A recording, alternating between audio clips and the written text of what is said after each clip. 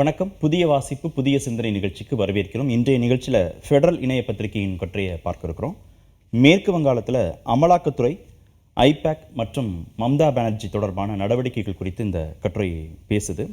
அபித்ஷா independent journalist இந்த கட்டுரையை எழுதியிருக்கிறாங்க. வாதிப்பதற்காக அரங்கத்திற்கு ஃபெடரல் தலைமை செய்தி ஆசிரியர் திரு ஸ்ரீனிவாசன் வந்திருக்கார். வணக்கம். மேற்கு வங்கத்தில் அமலாக்கத்துறை தேர்தல் வியூக வகுப்பாளர் நிறுவனமான ஐபேக் இந்த நிறுவனத்தில் சோதனை நடத்தியிருக்கிறாங்க. மம்தா பானர்ஜி கடும் எதிர்ப்பு தெரிவித்திருக்கிறார்கள். இந்த சர்ச்சைக்கான பின்னணி என்ன சார்? இப்போ நீங்கள் பார்த்தீங்கன்னா இது எப்படி ஆயிட்டுருக்குன்னா, ஏட்டிக்கு போட்டிம்பாங்க இல்லையா, அதுதான் ஆயிட்டுருக்கு. இது அரசியல் சாசனத்தில் என்ன சொல்லிருக்கு, மத்திய அரசுன்னு ஒன்று இருக்குது, மாநில அரசுன்னு ஒன்று இருக்குது.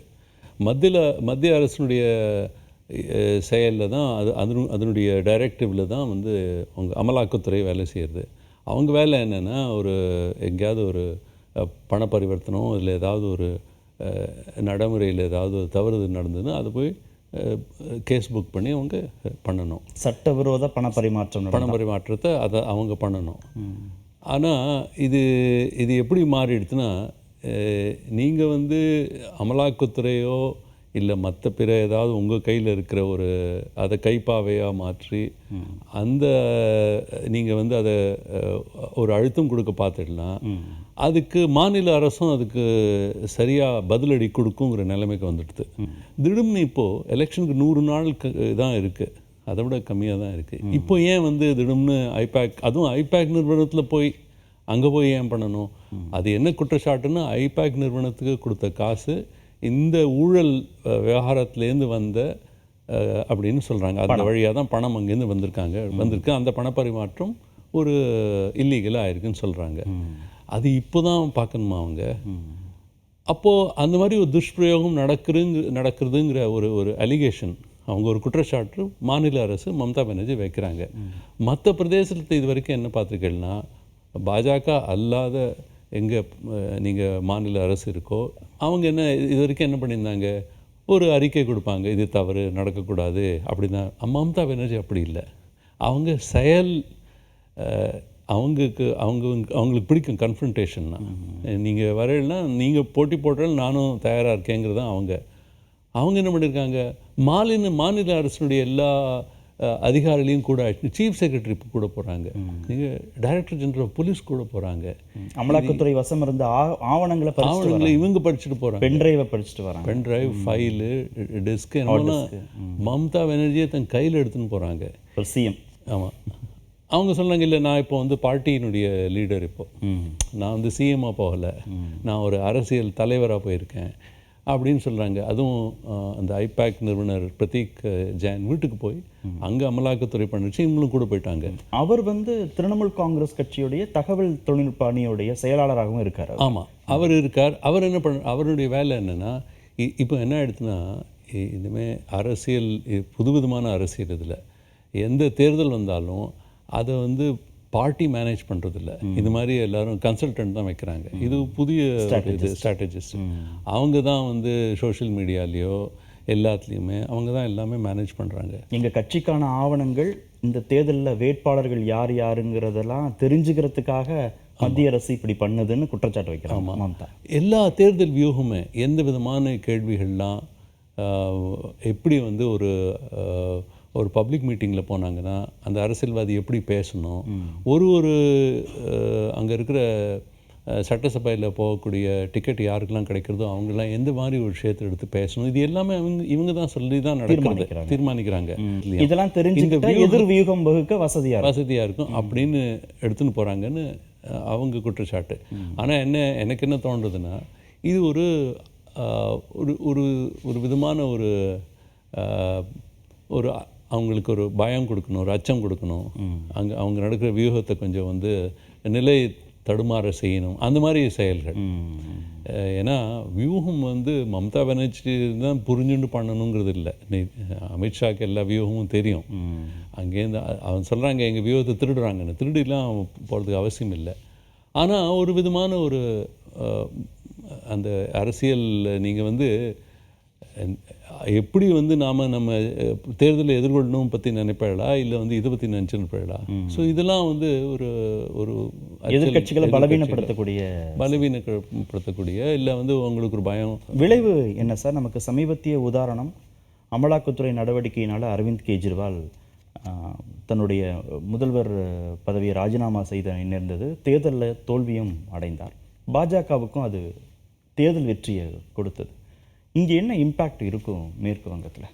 மேற்கு வங்கத்தில் அப்படி ஆயிருக்கலாம்னு எல்லாருக்கும் தோணியிருக்கும். ஆனால் மம்தா பானர்ஜி அப்படி இல்லை. அவங்க இது மாற்றிட்டாங்க.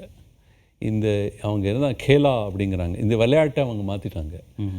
நீங்கள் அது வந்து என்ன ஆயிருக்குன்னா, மம்தா பானர்ஜினுடைய செயல் நீங்கள் சட்டமாக பார்த்தீங்கன்னா நியாயமற்ற செயல் தான். அவங்க பண்ணதும் சரிதான், சரி இல்லை. ஆனால் அரசியலாக பார்த்தா அவங்க அதை வந்து மாற்றிட்டாங்க. அவங்க என்ன சொல்ல பார்க்குறாங்கன்னா, இது பாருங்கள், அதிகார துஷ்பிரயோகத்தினால என்னை ஜெயிக்க பார்க்குறாங்க. சாதாரணமாக நீங்கள் வந்து என்னை ஜெயிக்க பார்த்துட்டுனா நான் உன்னோட போட்டிக்கு தயாராக இருக்கேன். ஆனால் நீங்கள் இப்படி பண்ணலன்னா அவங்க வந்து அங்கே இருக்கிற ஒரு பாங்க்லா ப்ரைடு அதெல்லாம் அவங்க வந்து ரொம்ப எளிமையாக அவங்க வந்து இது பண்ணுறாங்க. இது மம்தா பானர்ஜிக்கு ரொம்ப பலம் கொடுக்கக்கூடிய ஒரு விஷயம். அவங்க ஏன்னா இந்த மம்தாவை பலவீனப்படுத்துமா இல்லை அவங்க மீது கரிசனம் ஏற்படுவதற்கு வழிவகுக்குமா? அதிகம் இந்த வாய்ப்பு தான். அதிகம் கரிசனம், அதிகம் அவங்களுக்கு பலம் இதுலேருந்து வரதான். ஏன்னா அவங்க ஸ்ட்ரீட் ஃபைட்டர். அவங்க வந்து தேர்தல்னால் தெருவில் வந்து சண்டை போடக்கூடிய ஒரு ஆளுமை அவங்க வெறும் அரசியல் பங்காளுடைய அரசியலே வேறு விதமான அரசியல். அதனால் இதுக்கு ரொம்ப சாதகமாக இருக்கும் அவங்களுக்கு. அதை எதிர்கொள்ள வங்காள பெருமிதம்ங்கிறது மம்தாவுக்கு கை கொடுக்கும். மம்தா கை கொடுக்கும். அவங்க அதை தான் வந்து அது எந்த அளவுக்கு போகும்னு பார்க்கணும். பட் ஆனால் அதை தான் அவங்க வந்து வைக்க பார்க்குறாங்க. இப்போ அதுதான் இப்போ நிலைமை. அதை பற்றி தான் பண்ணிட்டுருக்கு. ஏன் அப்படி ஆகிருக்குன்னா, நீங்கள் பாருங்கள், சட்டசபை இதில் 2011 4% தான் பிஜேபிக்கு ஓட் ஷேர் இருந்தது. டிஎம்சிக்கு திரிணாமுல் காங்கிரஸ் 39%. 2021 4லேருந்து அது 38% போயிருக்கு. பிஜேபிக்கு அந்த மாதிரி ஒரு பெரிய பலம் அங்கே வந்திருக்கு. அதனால் அவங்களுக்கு என்ன தோண ஆரம்பிச்சதுன்னா, எப்படியாவது ஆட்சி நம்ம கையில் வரணும், இது போட்டி இருமுனை போட்டி தான், நம்ம எப்படியாவது மேலே வரணும் அப்படின்னு அவங்க பார்க்குறாங்க. ஆனால் இடதுசாரிகள் களத்தில் இல்லாததும் பாஜகவுக்கு இடதுசாரியும் இல்லை, காங்கிரஸும் இல்லை. அதனால் அவங்க ரொம்ப வசதியாக போயிடுது. ஆனால் மம்தா அது 4வது முறை இது இருக்கும். அவங்க ஜெயிச்சு வந்தாங்கன்னா இது ரொம்ப அபரீதமான ஒரு இதுவாக இருக்கும், வெற்றியாக இருக்கும். அப்புறம் அதெல்லாம் எப்படி எதிர்கொள்ளுங்கிறதுக்கு. ஆனால் இது ரொம்ப நல்ல ஒரு இதுவாக மம்தா பானர்ஜிக்கு வந்துட்டு. பீகாரை போல